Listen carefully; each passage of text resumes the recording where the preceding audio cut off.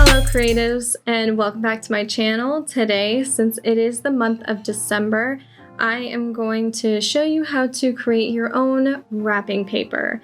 So let's dive in. I'm on my iPad today and I'm utilizing Illustrator. So I just have a very simple A4 sized artboard with wrapping paper. Specifically, they do take a square section and they duplicate it all across when they print in order to create your wrapping paper pattern print. I'm just utilizing the A4 size and I'm going to go ahead and get started. The settings are at a CMYK color mode, and you want to have a 300 DPI document so that way you can have this printed with great detail. Let's utilize our square shape tool, which is on the left toolbar over here. I'm going to make a nice brown, I think is it just brown paper? I think it's just brown paper. They call it brown paper. There's a really nice brown paper, wrapping paper that is recyclable. I do believe they use it a lot over in the UK, I believe, and I would like to utilize that. So I'm going to drag and drop across the entire artboard my shape. It's a bit dark, isn't it? Let's lighten it up, shall we? You always want to give yourself an 1/8 of an inch border for what's called the bleed, which means that when you go to print that there's no like strange border, strange white border or missing color that happens because you didn't give yourself enough space or enough what's called bleed for the color to bleed off of the surface area. So if anything is offset printed or if it accidentally gets misprinted, you won't notice really because the background color is going to be still filling the page when it goes to print. So let's dive into making our pattern. Now I wanted to make a really pretty, very simple white wrapping paper pattern. I may throw a little red in there. We'll see. We'll see how crazy we get. Okay, let's go ahead and start with a white color. You can choose your colors over here. Shall we utilize snowflakes or shall we utilize holly? I think holly would be quite cute. Maybe holly and stockings? Let's create our holly, shall we? We can utilize our pen tool.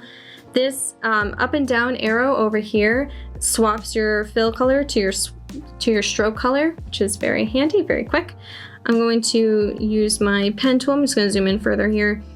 And I'm going to just put some points on the artboard. I'm not being too particular about my points. Whoops. I want the, know what? I'll get back to that later. If you make a mistake, I'll show you how to fix it. There we go. All right, let's go ahead and choose this white direct selection tool and let's fix our points. And just move our points around. So here, I made a mistake and just tapped instead of tap and drag. So I'm going to press this icon, which turns it from an end point or a broken corner point into a rounded point with handles. For this, you can hold down this focus point or this circle point over here, and you can choose a handle, and you can actually break them yourself if you so choose to, and that way you can modify and move the handles as you wish.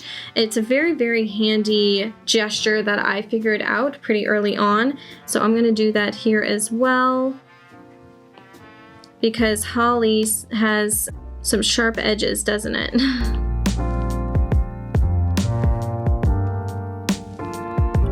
Okay, that's looking really good. So I'm gonna keep that. Whoa. Always remember to lock your base layer if you never want to select it. I always forget to do that and I always select it. So just lock that bloody thing there. There we go. All right, that's looking so much nicer. And now I move the artboard. Okay. Thank you, artboard, for showing me that this is actually not within the artboard itself. This is a good point. This is a good learning lesson. If you ever select your artboard by accident because you lock your base layer, You can always tap where you believe the artboard is. It's generally right below the word artboard, and the artboard will pop up for you. There we go. So you can always make sure that you're staying within the artboard itself. Now this is a bit big, so I'm just going to constrain the proportions by holding down this gesture point over here. I still don't know what to call this thing. You guys let me know. What do you call it? There we go. And I'm going to take this shape and I'm going to duplicate it and flip it. There we go. Okay, and then I'll make some holly as well. Holly berries, not the leaves, holly berries. Remember, constrain your proportions by holding down this circle gesture point over here.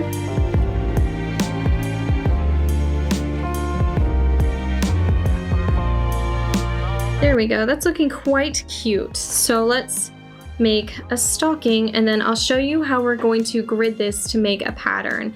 So a stocking is a very, very simple shape. I'm gonna make it out of 2 shapes.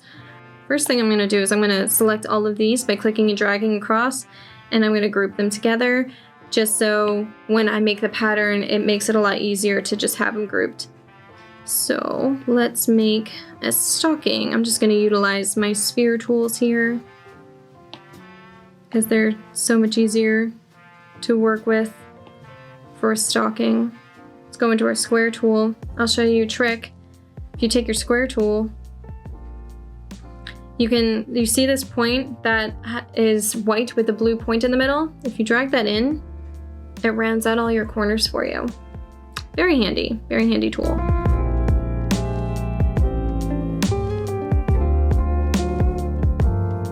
Go to our Pathfinder, which is the 2 pages interconnecting over here on the right toolbar. You can see already there are choices here already lined out for you when you open up the Combine Shapes panel, and you can combine all, and look at that, it makes a stocking. Look how cute. Okay, this is actually quite big. Let's go ahead and size him down, shall we? Constrain proportions by holding down this circle point again. Let's kind of put him at an angle, shall we? There we go. And this is not perfect, so I'm going to use that white direct selection tool, which is the second tool over there, and I'm going to modify the points and make the shape a lot more believable as a stocking.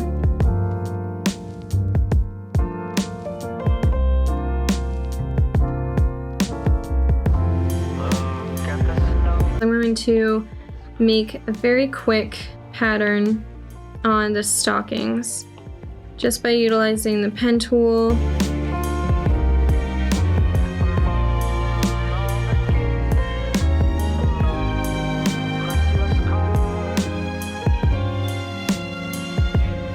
So now we have our 2 objects.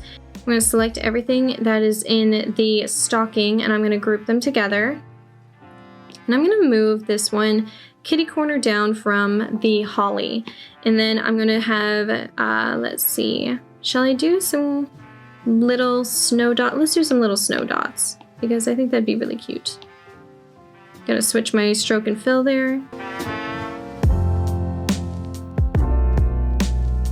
With patterns, it's always a good thing to keep in mind that you always want something that is larger in size and something that is smaller in size, so that way your eye isn't drawn everywhere. So it's always good to utilize your hierarchy of sizing within a pattern.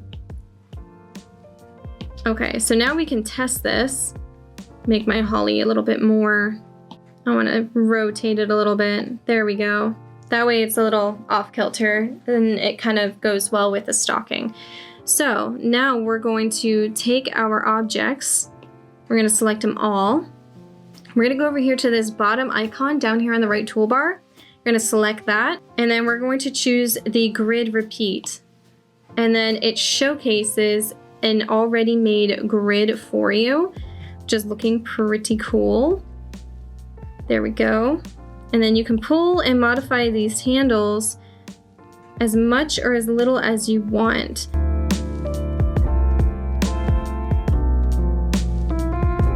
You can modify your grid a bit more by double tapping on any element. Let's say I wanted to move this stocking down a little bit. You can do so, and it modifies it for you in real time, which is so handy. So that when you go back into your grid, look at that. Let me just move this.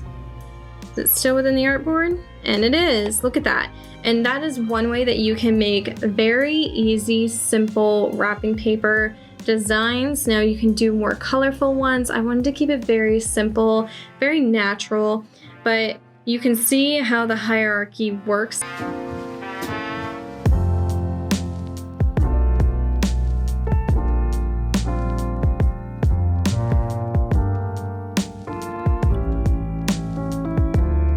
And you can modify it any way you want, just like I'm doing here between the holly berries and the holly leaves. I'm just changing the stroke on one.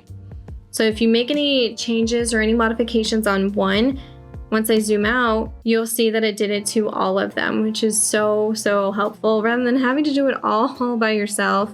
There you go.